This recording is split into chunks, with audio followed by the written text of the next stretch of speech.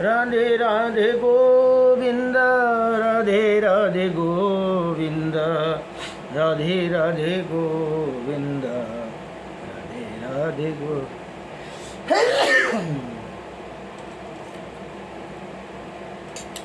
राधे राधे गोविंद, राधे राधे गोविंद, गोविंद राधे। हरि ओम। स्वस्ति श्री गणेशाय नमः। ओम श्री सरस्वती नमः। ओम श्री वेदपुरुषाय नमः। ओम श्री मातृपितृचरणकमलेभ्यो नमः।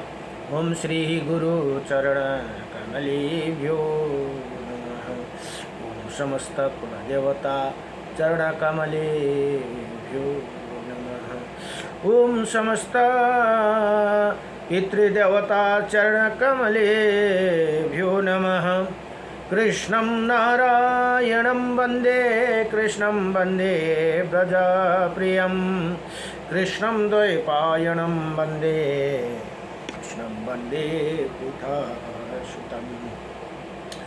वासुदेवं सुतदेवकं सचारुणमर्दनं, देवकी परमानन्दं, कृष्णं वन्दे जगद्गुरुम्।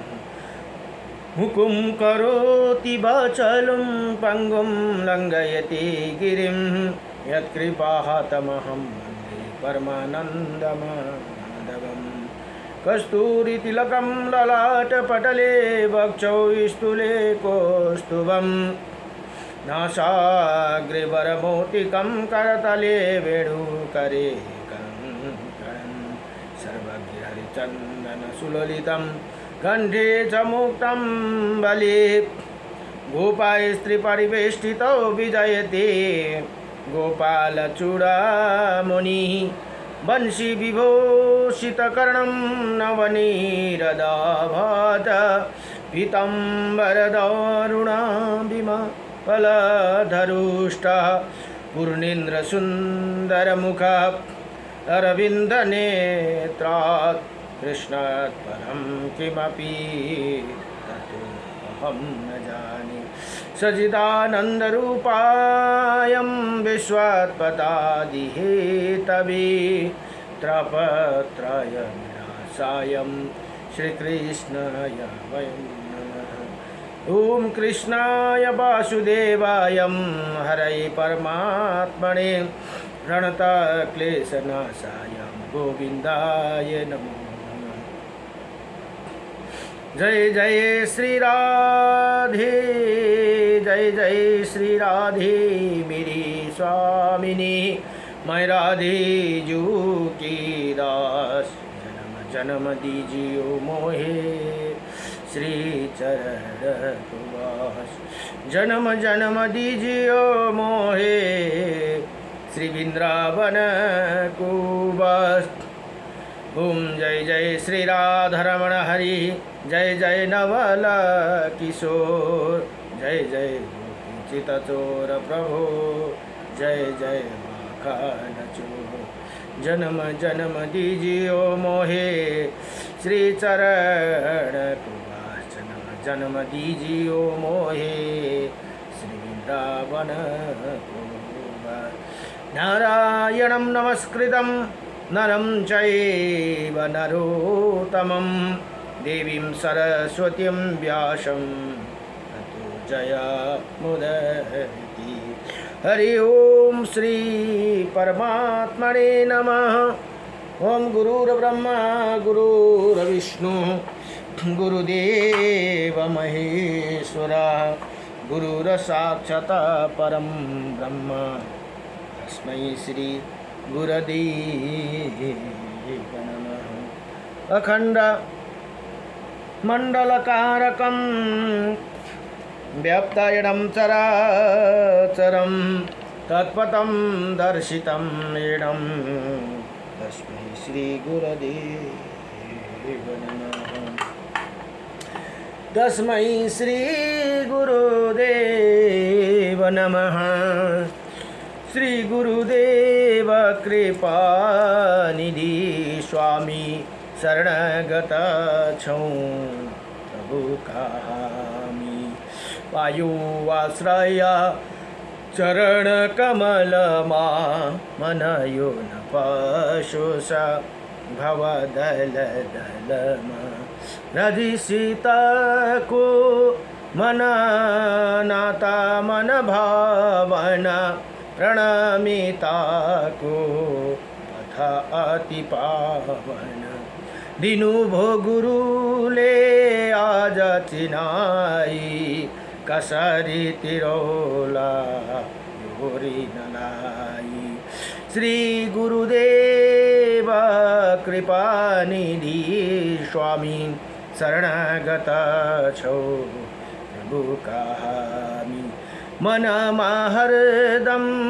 विषय चितायूं कति कति जन्म यसै बितायो राजीको करुणा भएछ ज मिल्यो हजुरको कृपा प्रसाद गुरुको करुणा नभएसम्म भवसागर यो तर्न सकिन्न निजी जन जानी दया मो पाओ कृष्ण भजन रमण पाओ श्री गुरुदेव कृपा निधि स्वामी शरणगत छौ प्रभु कहामी आशीष पाऊं स्नेह पाऊं नित्य चरण को दर्शन पाऊं वचन अमृत त्यो सदा मो पाऊं जन्म जन्म को कृपा मो पाऊं श्री गुरुदेव कृपा निधि स्वामी शरणगत छौ प्रभु कहामी शरणगत छौ प्रभु कहामी गुरु बिना ज्ञान न उपजे गुरु बिना मिले न मोक्ष गुरु बिना लिखे न सत्य को गुरु बिना मिटे न दोष को नमो भगवते वासुदेवाय नमः गुरुर्ब्रह्मा गुरुर्विष्णु गुरुदेव महेश्वरः गुरुर्साक्षात् परं ब्रह्म तस्मै श्री गुरुदेव नमः। एउटा यो स्तोत्र बलिको एउटा मुख्य स्तोत्र तपाईहरुलाई म बताउनुछु है। यो सधैँ गाउने गरे भने बडा हामीलाई भगवानको कृपा बन्दछन्। यहाँ अर्जुनले प्रश्न गर्नुहुन्छ। अब यहाँ भन्नुहुन्छ अर्जुनले किं किं नो नामं शस्त्राणि जपते च पुनः पुनम यानि नमानि दिव्यानि तानि चक्षुषा केशव भनेर अर्जुनले प्रश्न गर्नुहुन्छ। अब श्री भगवान उवाचा भनेर यहाँ भगवान भन्नुहुन्छ मत्सम कुर्मं वराहं च वामनचं च जनार्दनं गोविन्दं पुण्डरीकाक्षं माधवं मधुसूदनं पद्मनाभं सहस्राक्षं वनमाली हलायुधं गोवर्धनं हरिकेशौ वैकुण्ठं पुरुषोत्तमं विश्वरूपं वासुदेवं राम नारायणं हरि दामोदरं श्रीधरं च वेदांगं गरुडध्वजं अनन्तं कृष्णगोपालं जपते नास्ति पातकं गावं कोटिप्रदानस्यम् अश्वमेधस्य च कन्यादानं शास्त्राणं फलं प्राप्नोति मानव अमावास्यं वा पूर्णिमास्यामेकादश्यं तथैव च एकादशी औंसी वा पूर्णिमा एकादशी तथैव च सन्ध्याकाले स्मरे नित्यं प्रातःकाले तथैव च मध्याह्ने च जपते नित्यं सर्वपापै प्रमोच्यते भनेर यहाँ भन्नुहुन्छ। अब भगवान श्री कृष्ण भन्नुहुन्छ हे अर्जुन मत्स्य कुर्म वराह वामन जनार्दनम गोविन्दम पुण्डरीकाक्षं माधवं मधुसूदनं पद्मनाभं शास्त्राक्षं वनमाली हलायुधं गोवर्धनं हरिकेशौ वैकुण्ठं पुरुषोत्तमं विश्वरूपं वासुदेवं नाम राम नारायणं हरि दामोदरम श्रीधरम वेदांगम गरुड़ध्वजम अनंत और कृष्ण गोपालम। इन नामों का जप करने वाला मनुष्य का भित्र पाप नहीं रहते भनेर यहाँ बताउनुहुन्छ। यो 1 करोड हेर्नुहोस् है, यो मन्त्र 3 बार जप्यो भने बिहान दिउँसो बेलुका जप्ने गर्यो, यति नाथी मन्त्र है। 1 2 3 4 5 6 7 8 9 10 11 12 13वटा लाइनको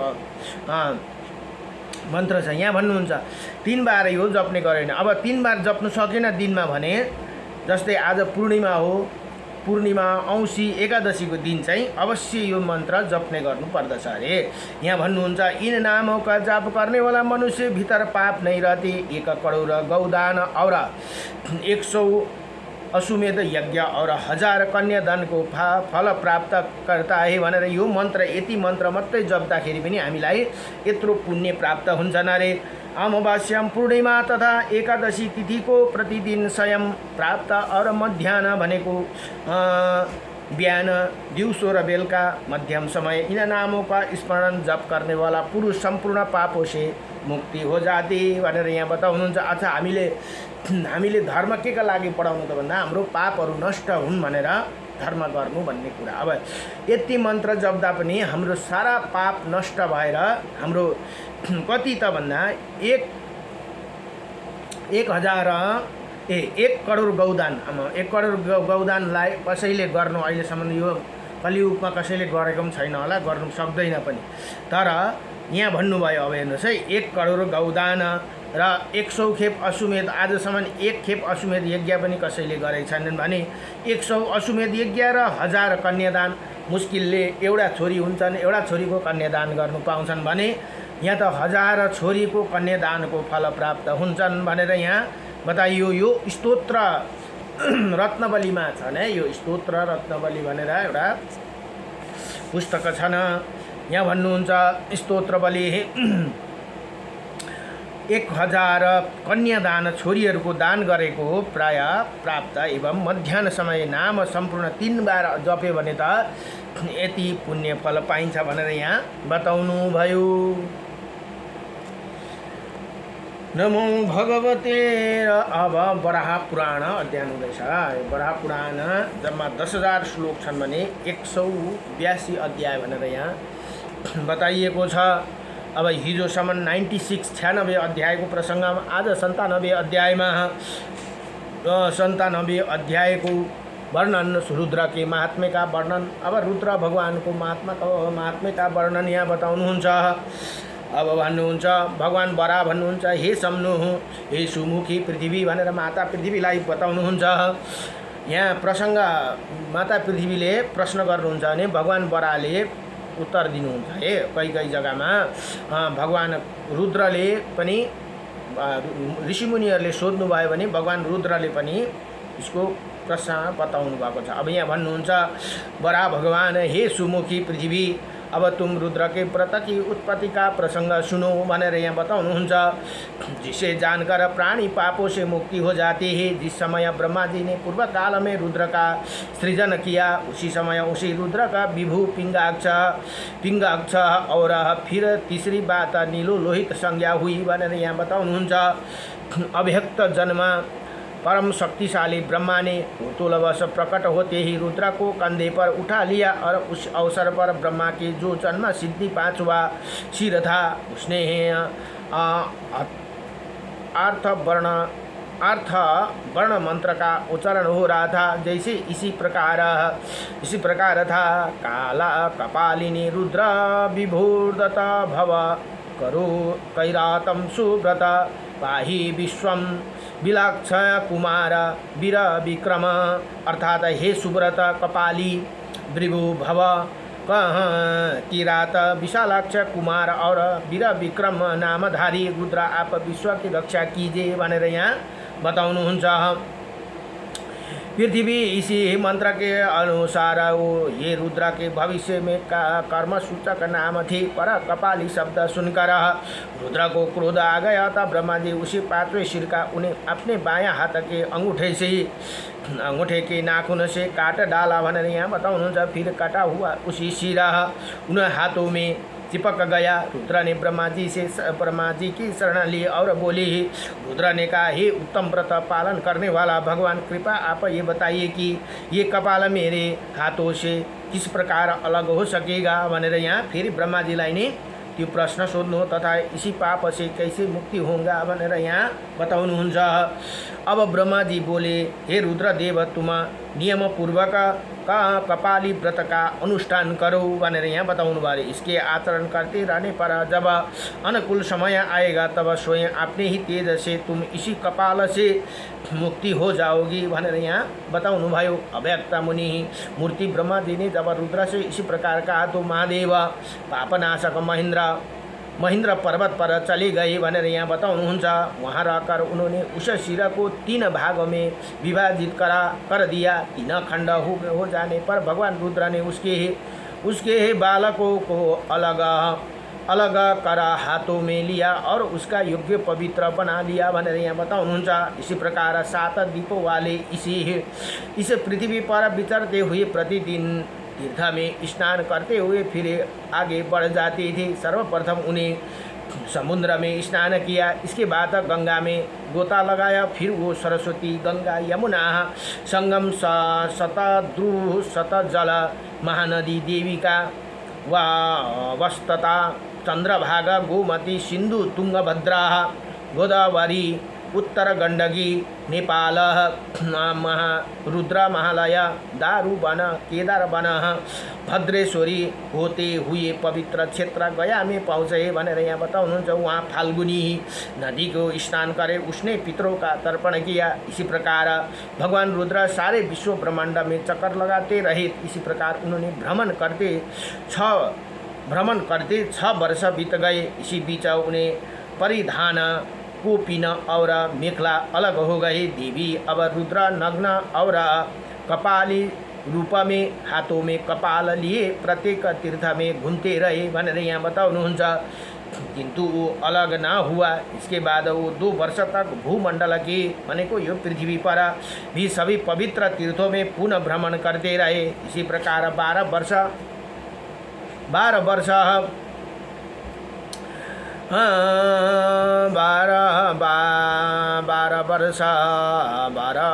कपाल तीर्थ में घूमते अलग नहीं हुआ। इसके बाद वो 2 वर्ष तक भूमंडल के सभी तीर्थों में पुनः भ्रमण करते। इसी प्रकार 12 वर्ष बीत गए। फिर हरि क्षेत्र में जाकर उन्होंने दिव्य नदी गंगा एवं देवांगद कुंड में स्नान कर भगवान सोमेश्वर की विधिवत पूजा की भनेर यहाँ बताउनुहुन्छ। फिर वो चक्र तीर्थ में गए और वहाँ स्नान कर त्रिजलेश्वर महादेव की आराधना की। तत्पश्चात अयोध्या जाकर उन्हें फिर वाराणसी पहुँचे और गंगा में स्नान करने लगे। हे सुंदरी, जब वो गंगा में स्नान कर रहे थे उसी क्षण उनके हाथों से कपाल गिर गया भनेर यहाँ बताउनुहुन्छ। हे वसुन्धरे भनेर भगवान बरा पृथ्वी मातालाई भन्नुहुन्छ। तभी से भूमंडल पर वाराणसीपुरी ये उत्तम तीर्थ कपाल मोचन नाम से विख्यात हुआ भनेर यहाँ बताउनु भयो। त्यही कारण भगवान जब त्यहाँ वाराणसीमा गएर स्नान गर्नुभयो गंगामा, त्यहाँदेखि त्यो उनको मा टालिएको जुन कपाल थियो ब्रह्मा हत्याको कपाल है, त्यो के को कपाल त भन्दा ब्रह्माजीको एउटा शिर छेदन गरेको कारण उनलाई ब्रह्मा हत्या लागेको थियो। त्यही कारण ती ब्रह्मा हत्याका कपाल त्यहाँ वाराणसीमा आएर त्यहाँ आएपछि स्नान गरेपछि त्यो झरे अरे कपाल मोचन नाम से। त्यही कारण त्यहाँको नाम कपाल मोचन हुआ। वो मनुष्य यदि भक्तिपूर्वक स्नान करता है तो उसका शुद्धि हो जाती है। अब ब्रह्मा जी ने देवताओं के साथ वहाँ आए और इसी प्रकार बोले। अब ब्रह्मा जी भन्नुहुन्छ यहाँ, हे विशाल नेत्र वाले रुद्र, अब तुम लोक मार्ग में सुसभ्य स्थित हो।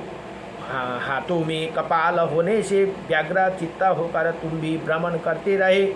इसी से तुम्हारा ये व्रत भूमंडल पर जन समाज में नग्न कपाली व्रत नाम से विख्यात होंगे भनेर यहाँ बताइदिनु भयो ब्रह्माजीले। तुम जो पर्वतराज हिमालय पर भ्रमण करने में व्यस्त रही, इसीलिए देव वो व्रत विभारम नाम से भ्रव्य नाम से प्रसिद्ध होंगे। अब इस तीर्थ में जो तुम्हारी शुद्धि हुई है, इसके कारण ये व्रत शुद्धि सेव होगा भनेर यहाँ बताउनुभयो और इसमें पाप प्रणशमन करने की शक्ति भारी रहेगी। देव समुदाय में आगे करके तुम्हें जो विधान के साथ पूज्य बनाया हो उसी शास्त्र विधान की सबके लिए व्याख्या करूँगा। इसमें कुछ अन्यथा विचार नहीं है भनेर यहाँ बताउनुहुन्छ।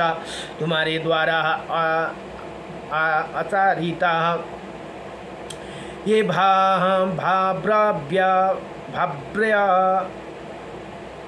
व्रत एवं कपालिक व्रत को जो आचरण करेगा वो तुम्हारी कृपा से ब्रह्म हत्या को ही क्यों न हो वो उसी पाप से मुक्ति हो जाएगी भनेर यहाँ बताउनुभयो।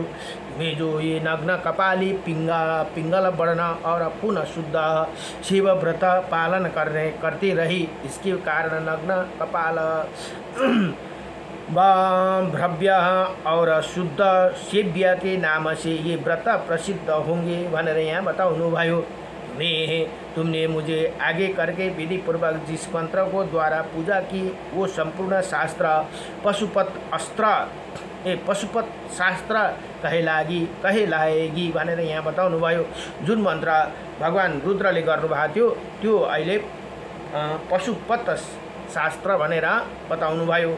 अव्यक्त मूर्ति ब्रह्मा जी जिस समय रुद्र से इसी प्रकार का कह रहे थे उसी समय देवताओं ने जय जयकार की धुनी लगाई। अब महाभाग रुद्र परम संतुष्ट होकर अपने स्थान कैलाश पर्वत पर चले गए।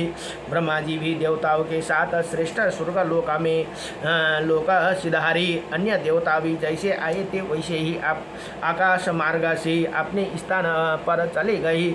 हे वसुंधरा भनेर यहाँ भगवान बरा पृथ्वी मातालाई भन्नुहुन्छ। रुद्र के इसी महात्म्य का मैंने वर्णन किया कि जो रुद्र के चरित्र में इसने इसी से भूमंडल पर स्थिति कोई संपत्ति तुलना करने में सामर्थ्य नहीं है भनेर यहाँ बताउनुहुन्छ। यदि भनेर श्री वराह पुराण को 97 अध्याय संपूर्ण भयो। नमो भगवते वासुदेवाय। 97 अध्यायमा रुद्र के महात्म्य का वर्णन भनेर यहाँ बताउनुभयो। नमो भगवते वासुदेवाय कृष्णाय वासुदेवाय हरे परमात्मने नमः प्रणत क्लेशनाशाय गोविंदाय नमो नमः।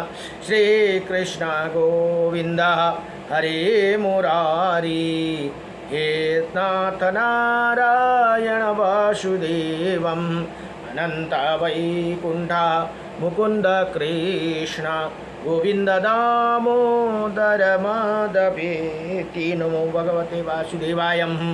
नमो भगवते